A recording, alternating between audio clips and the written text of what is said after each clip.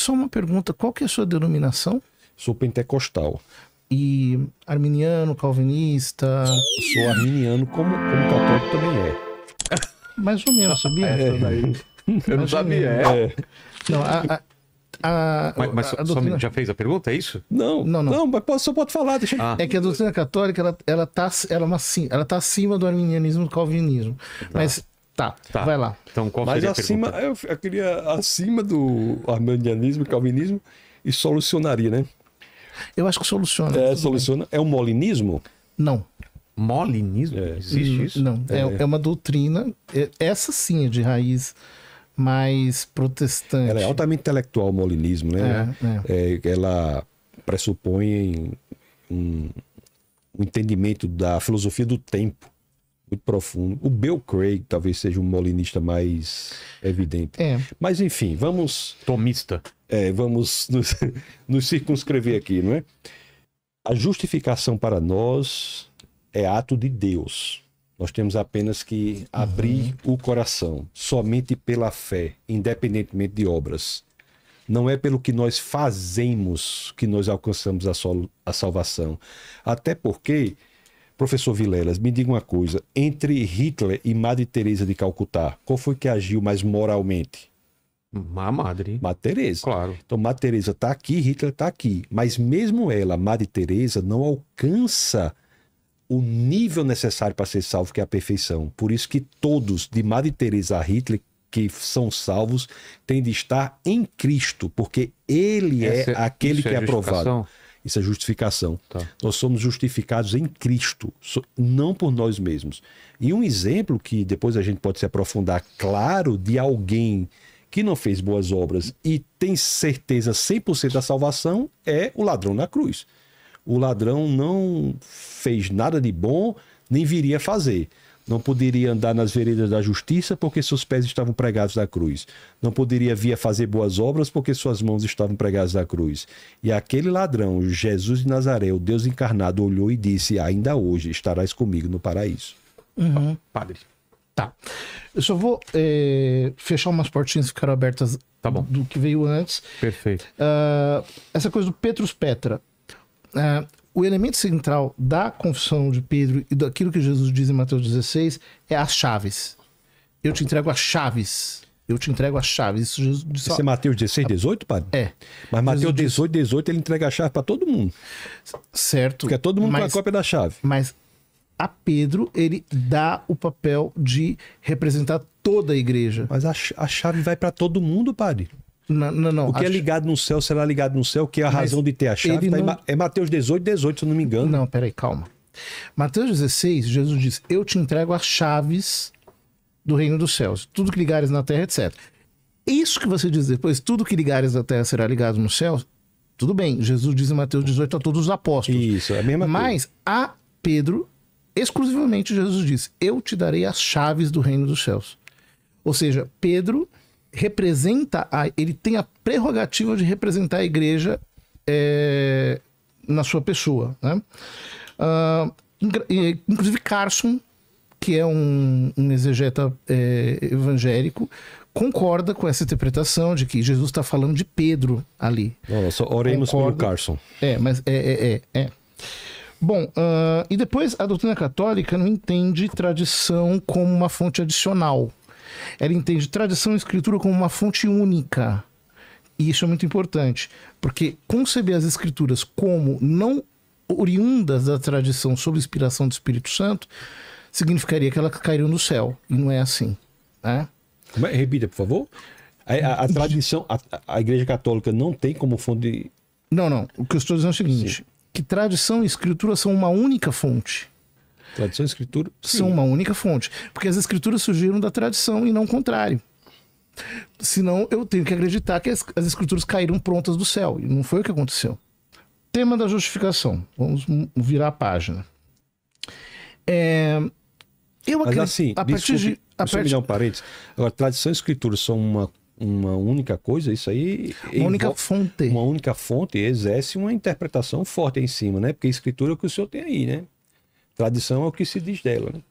Então, assim, veja deixando bem, de onde surgiram no as português escrituras? simples Escrituras são os 66 livros da Bíblia para nós, o senhor tem mais 7 livros do Antigo Testamento, isso é escritura. Tradição é o que se entendeu dela. É isso que está errado. Porque a tradição apostólica antecede as escrituras. Os apóstolos primeiro pregaram, depois escreveram. Como é que o senhor soube que foi que eles pregaram? Ô, pastor, eu ia só pedir para deixar ele concluir e aí depois, Não, beleza, aí depois tem 3 minutos. Não, mas já aconteceu também por parte do padre, só pra gente ter uma dinâmica melhor aqui. Vamos lá. Vamos voltar ao tema da justificação. Tá. Né? Justificação. Desde 1999, eu acho que esse tema ficou um pouco no passado, a partir da declaração conjunta feita entre a Igreja Católica e a Igreja Luterana. Por quê? Qual ano? 1999. Certo. Né? Embora, assim, para a doutrina católica, aquilo que os evangélicos entendem da doutrina católica não corresponde à doutrina católica no que tange à justificação. Todos os evangélicos? Todos. É? Porque os evangélicos nos reputam pelagianos ou semi-pelagianos. Todos. E a doutrina católica não é pelagiana e nem semi-pelagiana. O Concílio de Orange, II, é o concílio em que o semi-pelagianismo é derrotado na igreja. Ora, a graça inicial, é o que nós chamamos de graça inicial, que é a graça da justificação, ela não pode ser merecida.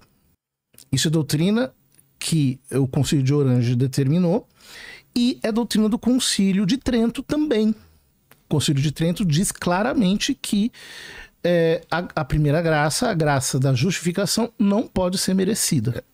Trento, inclusive, não estou questionando não, só acrescentando. Trento, inclusive, anatematiza a sola fide, né? A só fé, somente a fé. Sim, no sentido de que... É ainda mais gravosa, né? O Trento.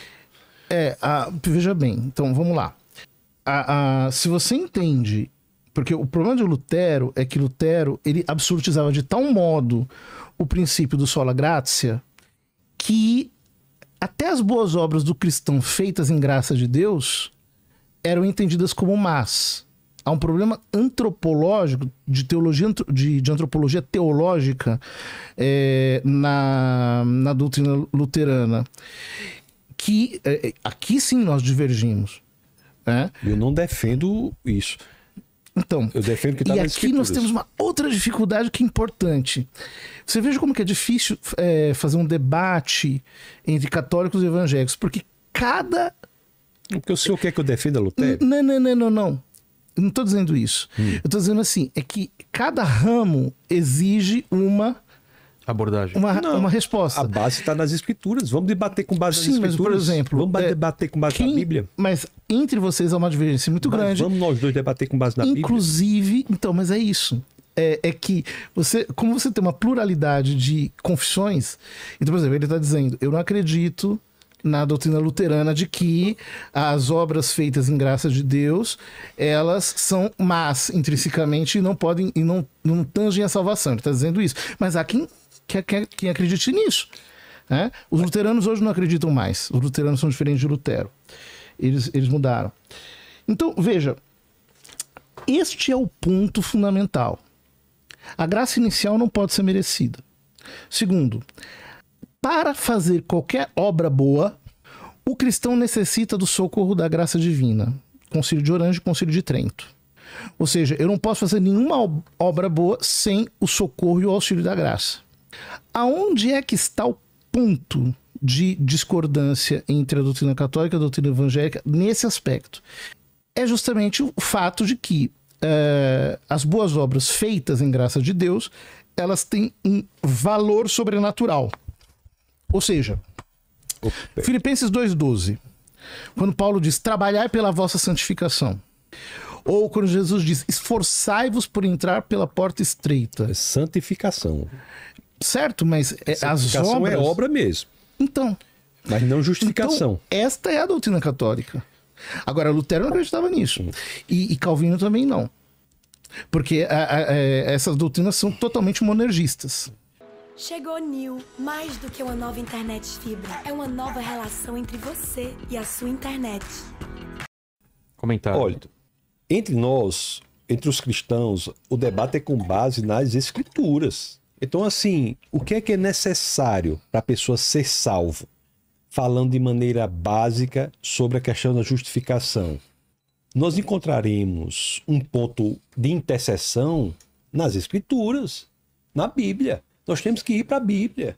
Então, Romanos, no capítulo 3, por exemplo, no verso 28, eu não tenho procuração para defender Lutero, para defender Calvino, Certo. eu estou aqui para defender as Escrituras. Não tenho procuração para defender, ainda mais os próprios luteranos já mudaram o entendimento, como o senhor bem disse.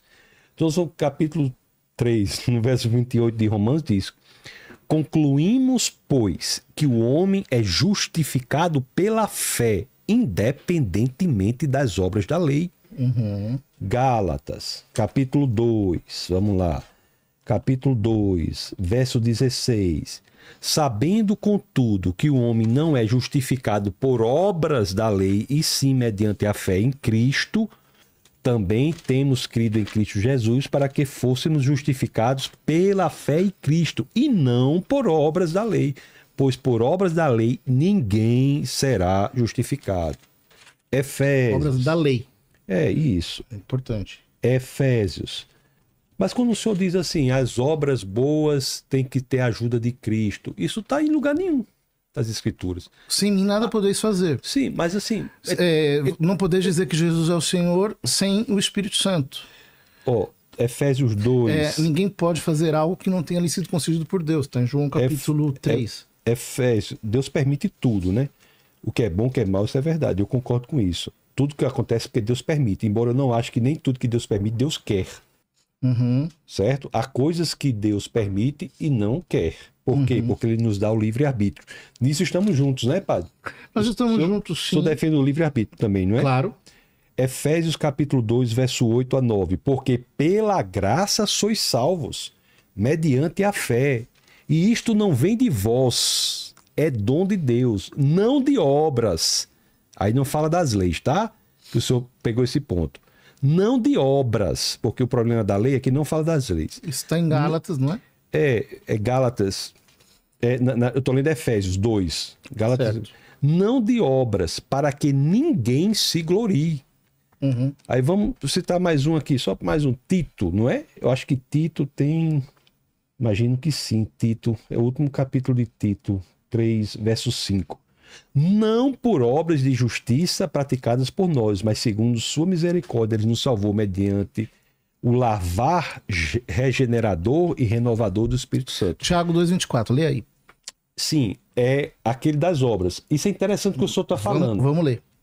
Eu vou ler. Aí nós vamos compatibilizar, que fala exatamente da justificação pelas obras. Aí vem a interpretação. Não é interpretação. Não vou interpretar nada, porque eu vou dizer como é que a gente faz. Tiago 2, 24, que fala aquilo para as obras, não é? Verificais com a pessoa justificada por obras e não por fé somente. Pronto. Aí o que é que nós temos? Aí nós temos o seguinte. Não, isso é muito interessante que o senhor trouxe. Coloca os dois versículos um ao lado Aí, do outro. como compatibilizar?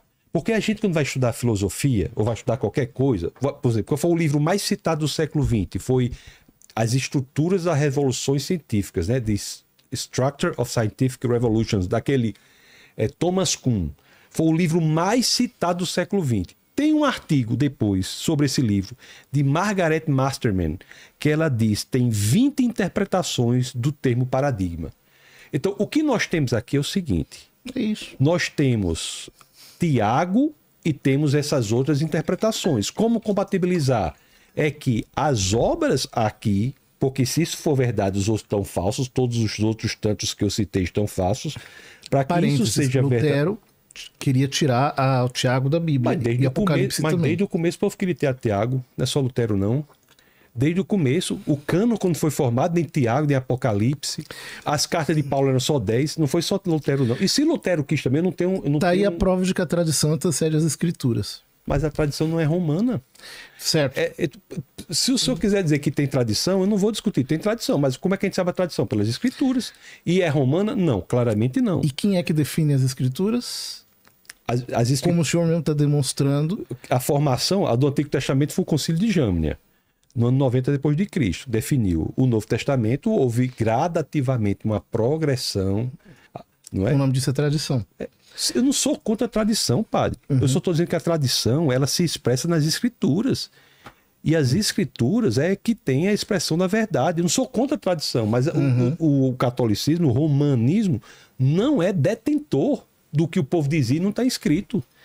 Não é que você tem um ramo que diz, eu sei o que o povo dizia antes das escrituras e era isso. Não é assim.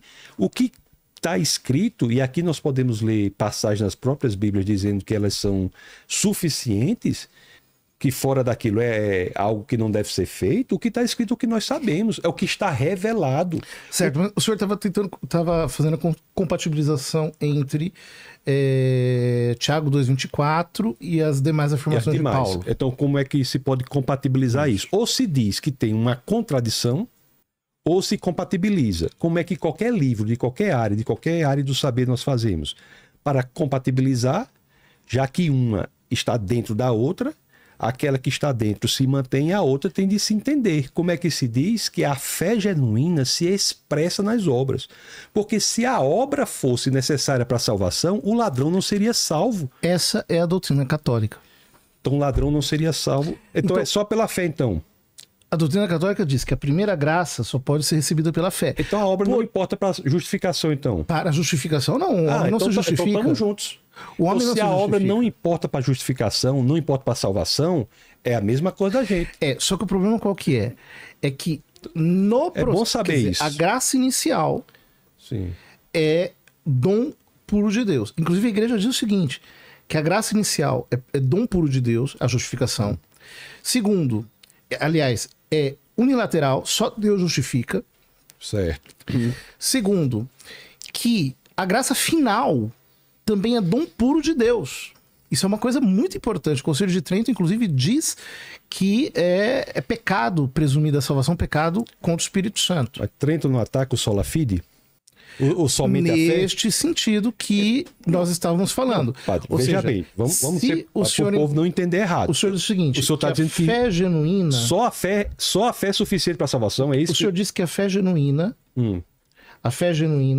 ela se expressa nas obras, correto? Correto, mas não é necessária para a salvação. Não é necessário para a salvação? Como assim? As obras ou a fé? As obras, é o caso do ladrão. O ladrão foi salvo sem obras. Ué, ele confessou a fé em Cristo.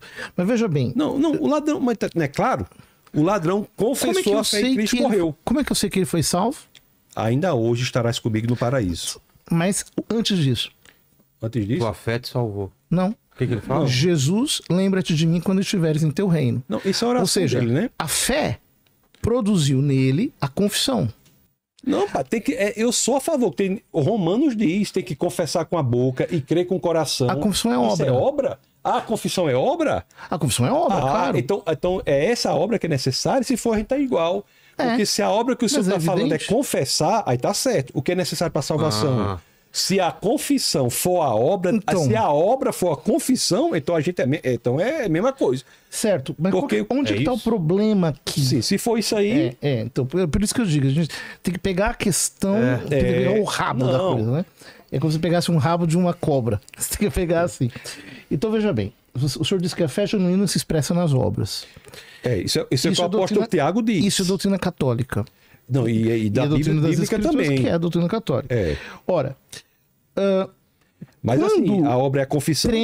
Quando Trento diz, quando Trento condena a doutrina do sola fide, é num sentido exclusivo, ou seja, como se as boas obras não fossem necessárias. Mas assim, mas eu não acho que confissão é obra.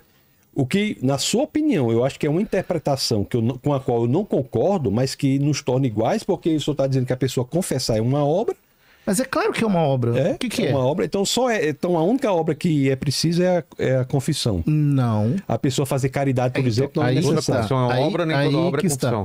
Quando Jesus, no capítulo 25 de São Mateus, parábola do juízo final, ele separa as ovelhas dos cabritos, ele não separa pela confissão de fé. Aí a fé não é necessária para a salvação? Vamos querer falar sobre o sacramento. Porque está muito confuso, viu, padre? Não, tá confuso não, tá bem claro. Não é melhor a gente ir para a terceira pergunta? Não, porque senão a gente não fecha. Tem que fechar esse assunto, tá? Padre, o sacramentalismo, porque não é só confissão, não vamos mudar ainda, não. Vamos ficar aqui. São batismo, eucaristia, confissão, não é isso? Jesus, capítulo 25 de São Mateus, parábola do juízo final, ele diz: vinde benditos do meu Pai, porque eu tive fome e me destes de comer. Porque eu tive sede e me destes de beber. O que eles disseram? Mestre, quando foi que te vimos com fome? Ou seja, essa ignorância é escandalosa nesse texto. Ou seja, quando você... Todas as menções ao livro da vida, lá estão escritas o quê? Obras. Mas não como critério para justificação, padre. Isso aqui é o senhor que está dizendo. Não. Mas aqui como critério para justificação. E o ladrão? Como critério para justificação no sentido de que a graça inicial não pode ser merecida.